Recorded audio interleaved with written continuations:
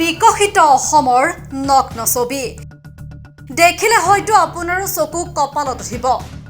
ৰাজ্যৰ চৌদিশে শাসনাধীষ্ঠ ৰাজ্য চৰকাৰে উন্নয়নৰ ঢাক ঢোল বজাই থকাৰ সময়তে বকুৰ খিচাপিঠ গাঁৱত পোহৰলৈ আহিছে উন্নয়নৰ এক বিপৰীত ছবি। প্ৰথমে চাই লওক এই দৃশ্য। কিছুদিন পূৰ্বে হৈ যোৱা বৰষুণৰ প্ৰবল সোঁতে ভাঙি লৈ যায় এই দলংখন, যাৰ ফলত ভীষণ সমস্যাত পৰিবলগীয়া হৈছে গাঁওবাসীয়ে। সেয়ে উপায়হীন হৈ এতিয়া নিজৰ গাঁঠিৰ ঢট ভাঙি এইদৰে কাঠৰ দলং নিৰ্মাণ কৰাত ব্যস্ত হৈ পৰিছে এইসকল লোক। এইখনেই হৈছে বকুৰ খিচাপিঠ গাঁৱৰ একমাত্ৰ দলং। ইফালে মৰণক শৰণ দি বিদ্যালয়লৈ অহা যোৱা কৰা কণ কণ ছাত্ৰ ছাত্ৰীৰ ৰোগীৰ লগতে একাংশ লোকো বিপদসংকুলভাৱে পাৰ হ'বলগীয়া হৈছে ভঙা দলংখনেৰে, যাৰ ফলত যিকোনো মুহূৰ্ততে সংঘটিত হ'ব পাৰে ভয়ানক বিপদ। অন্যহাতে দলঙৰ অভাৱত কলৰ ভোৰ সাজি ইপাৰ সিপাৰ হৈ ৰাওনা হয় নিজ নিজ গন্তব্যস্থললৈ। ইফালে স্থানীয় জনপ্ৰতিনিধিৰো নাই কোনো খা খবৰ। আজিলৈ খবৰ ল'বলৈ আহৰি নাপালে দায়িত্বত থকা আমোলা বিষয়াই। কিন্তু নিৰ্বাচনৰ সময়ত হেনো ইজনৰ পিছত সিজন বিভিন্ন দলৰ নেতা পালি নেতাই আহি ভিৰ কৰে খিচাপিঠৰ এইখন গাঁৱত।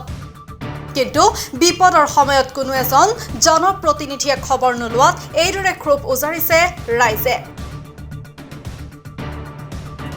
দাদা, আপোনালোকৰ পথৰ দুৰৱস্থা দেখিছোঁ, খুব বেয়া লাগিছে। বৰ্তমান সময়ত কি ক'ব?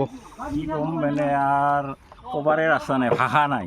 য'ত নেকি আমাৰ যিটো পৰিৱেশ হৈছে, মানুহ তাৰমানে ল'ৰা ছোৱালীৰ পৰা ৰোগী অনাৰ পৰা মানে ভাবিব নোৱাৰা পৰিৱেশ আমাৰ।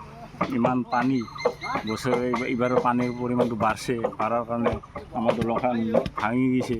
এতিয়া অহা যোৱাৰ কাৰণে বহুত মানে বিকল হৈ পৰিছোঁ। ৰোগী অনা নিয়া কেনেদৰে কৰি আছে? আমি পালি সেই মানে কি কয় কলৰ ফুল লৈ মানে পাৰ হ'ব লগা অৱস্থা। আপোনাৰ দেখাই পাব আমাৰ কলৰ ফুল লাগি থোৱা আছে, গতিকে আমি ভুৰেদি অনা নিয়া কৰিব লাগে। আৰু স্কুলীয়া ছাত্ৰ ছাত্ৰীসকলে বিপদসংকুলভাৱে সেই ভুৰেদিয়ে বৰ্তমান অনা নিয়া কৰি আছে। বৰ্তমান সময়ত যিহেতু চৰকাৰখনে বিকাশৰ কথা কয়, এয়া নমুনা আপোনালোকৰ আচলতে। এইটো আচলতে ক'ব লাগিলে আমাৰ অসম চৰকাৰৰ মানে আমাৰ সন্মানীয় হিমন্ত বিশ্ব শৰ্মা ছাৰে যিখিনি ফুলজাৰিৰ কথা কয়, সেইমতে কিন্তু ভাবিলে আমাৰ এই গাঁওখনত যিখিনি পৰিৱেশ আছে, তেওঁলোকে যদি চাব আহে, তেওঁলোকৰ মানে মন্ত্ৰী বা কোনোবা বিধায়কে দেখি গম পালা হয় যে আমি কিমান যিহেতু ভুগি আছোঁ। তেওঁলোকৰ এনেই মানে এইগিলা ফুলজাৰিৰহে কথা। নানান ধৰণৰ এনে আঁচনি দিছে ব্যক্তিগত মানুহক, কিন্তু ৰাজহুৱা যিগিলা বৃহৎ কাম সেইগিলা আজিকালি মানে তেওঁলোকৰ চকুত পৰা নাই।